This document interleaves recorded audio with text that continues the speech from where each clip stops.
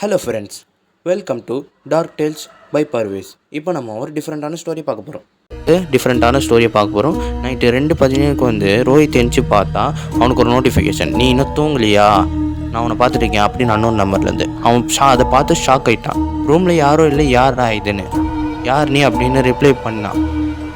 திரும்பி ஒரு மெசேஜ் சார்னா பார்த்தா, திரும்பி பாரு நான் அவன் பக்கத்தில் தான் இருக்கேன். அவன் பயந்துக்கிட்டே திரும்பி பார்த்தான். ஹார்ட் பீட்லாம் பயங்கரமாக துடிக்குது.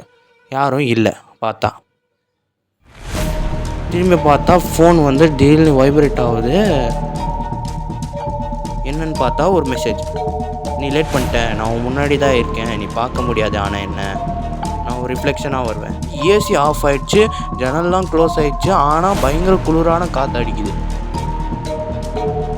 ரிஃப்ளெக்ஷனில் பார்த்தா அவன் ரிஃப்ளெக்ஷன் தான் இருக்குது, பட் ஸ்மைலி ஃபேஸாக இருக்குது. அவன் ஸ்மைலே பண்ணல. அது வந்து யாருன்னு தெரில. ரோஹித்தோட ஷேடோ மாதிரி வந்திருக்குன்னு நினைக்க, ஒரு மிஸ்டீரியஸான பேய். நீங்கள் இதை பற்றி என்ன நினைக்கிறீங்க? ரிஃப்ளெக்ஷன் நான் வருவேன் அப்படின்னு சொல்லியிருக்கு. ஸ்க்ரீன் ஆஃப் ஆகிடுச்சு, ஃபோன் அவ்வளோதான் கட் ஆகிடுச்சு. அடுத்த நாள் அவனை ரோஹித்தை வந்து காணும், வீட்டிலே இல்லை. என்ன ஆச்சுங்கிறது யாருக்கும் தெரியல.